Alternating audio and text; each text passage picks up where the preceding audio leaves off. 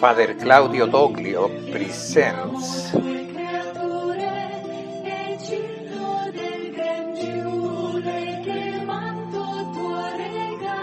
The Passion of Jesus according to St. Matthew.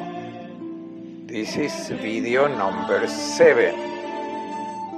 The Rejected and Mocked Messiah.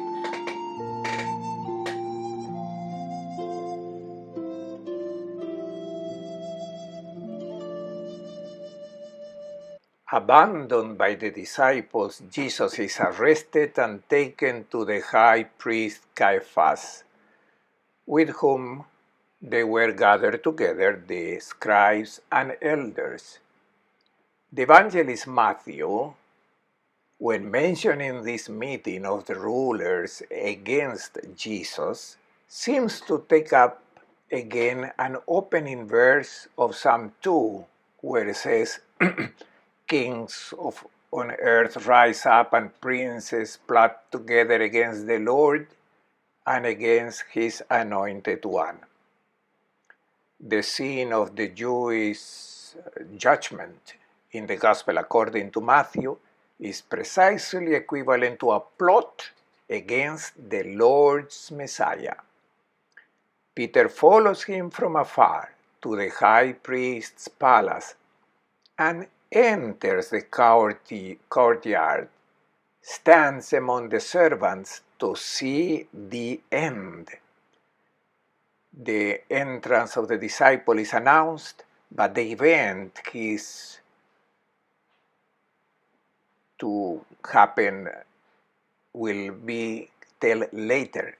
Matthew says that Peter intends to see the end of the situation. It is a desire that tends to the end, to the fulfillment of history. The authorities of Israel gathered on that tragic night seek a false witness against Jesus. Now, this is a strong expression of Evangelist Matthew to emphasize beforehand the malicious attitude of the Sanhedrin, which does not seek false testimony, but seeks evidence to betray and condemn Jesus to death. To find an accusation that deserves death before a character like Jesus, the evangelist thinks that he must necessarily look for something false, because based on reality there is no accusation against Jesus. So they find no accusation, even though many came to testify against him. Only at the end the two witnesses concur in their deposition. They affirm, he has declared, I can destroy the temple of God and rebuild it in 3 days. It is very important to emphasize how this statement does not refer to the intention of destroying the temple, but simply the possibility. In this sense, they do not declare falsehood, but they give testimony of a position adopted by Jesus against the temple of Jerusalem. They acknowledge that Jesus admitted that he had the possibility of destroying it and rebuilding it. The power of the Messiah, his divine authority over the temple, is hinted at. At this point, the high priest demanded that Jesus react to the things said against him, but Jesus kept silent. Jesus' silence has a tinge of assent. What they were saying, after all, is true. Jesus has that power. It is Jesus' great claim to being the Lord of the Sabbath. And as the Son of God, he has the power to rebuild the temple. In fact, he will rebuild it so that all expectations that in the Old Testament were linked to the word of the sacred and the priesthood will be fulfilled. Before the silence of Jesus, the high priest said to him, I order you to tell us on the oath before the living God whether you are the Messiah, the Son of God. The question is Jesus' messianism, but Matthew formulates it according to his usual scheme. And Jesus said to him in reply, You have said so. This answer is fundamental. It has an affirmative value. It is not a formality not to answer. I agree with what you have said. It is true what you said. Therefore, I am the Christ, the Son of God. And Jesus says, and I add that from now on, you will see the Son of Man seated at the right hand of the Almighty and coming on the clouds of heaven. This solemn word is the full revelation of Jesus. He has never said it expressly that he is the Messiah. Now he solemnly affirms it before the authorities of Israel and indicates a new beginning from now on. Jesus is the Son of Man, that is, the mysterious personage who has received absolute power of the Ancient One of God. It is a formula derived from the book of Daniel, chapter 7. Jesus is identified with the Son of Man coming on the clouds of heaven.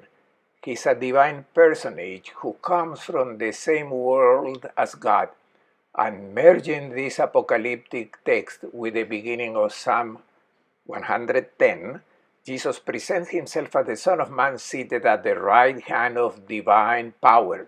He is the King, he is the Messiah, he is the Lord, and he is seated at the right hand of God in heaven, so he is equal with the Father. It is a solemn declaration of a divine messianism and prophetically announces that even his enemies will see him as the eschatological judge when at the end of time he comes on the clouds of heaven.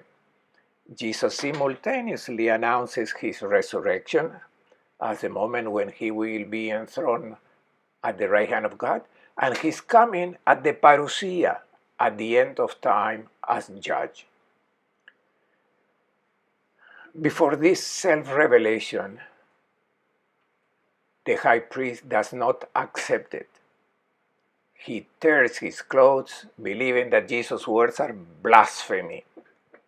Another testimony is no longer necessary because Jesus has affirmed something as blasphemy.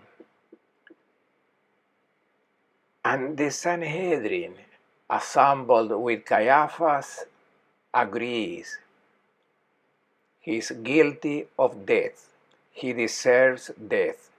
It is not a condemnation, but a verdict, a judgment. They cannot pronounce a sentence of death, but they consider that Jesus' messianic claim is blasphemous and therefore deserves death. It is the drastic position in which the authorities of Israel reject the Messiah. The consequence is mockery. They spit in his face, beat him, they slapped him, they mocked him as the Christ, a prophet who brings God's revelation. This is the only example where the term Christ is used in the vocative. They call him Christ, and they slap him saying, "Prophesy for us, Messiah, who is the one who struck you?" They trivialize the role of Christ. They ridicule him, his prophetic task. In the face of this contempt, we recognize the fulfillment of the servant prophecy, who turned his cheek to those who plucked off his beard, slapped him, and spat in his face. He who is truly the Messiah accepts to be in the hands of sinners who crush him and reject him. In the silence of Jesus, we have a valuable teaching about the style with which to confront even the most difficult situations, the most painful situations of rejection, nakedness, and contempt.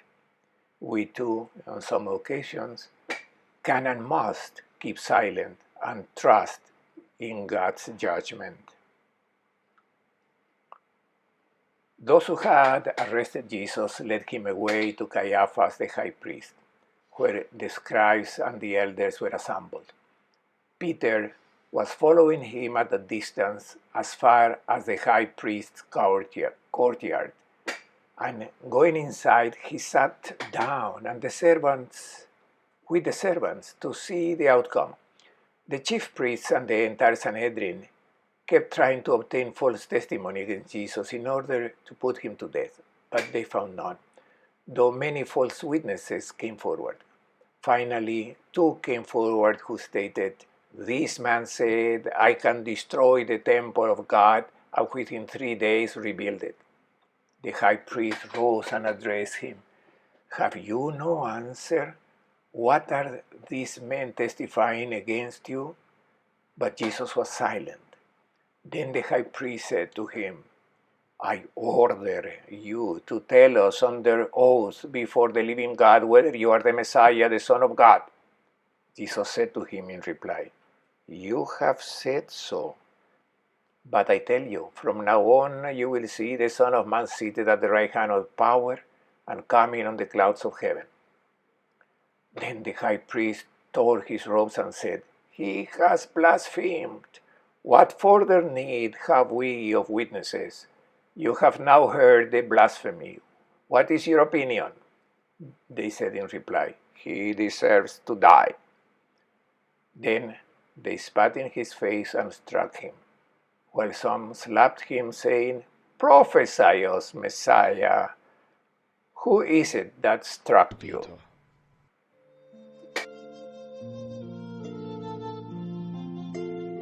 A ti parliamo, Signore.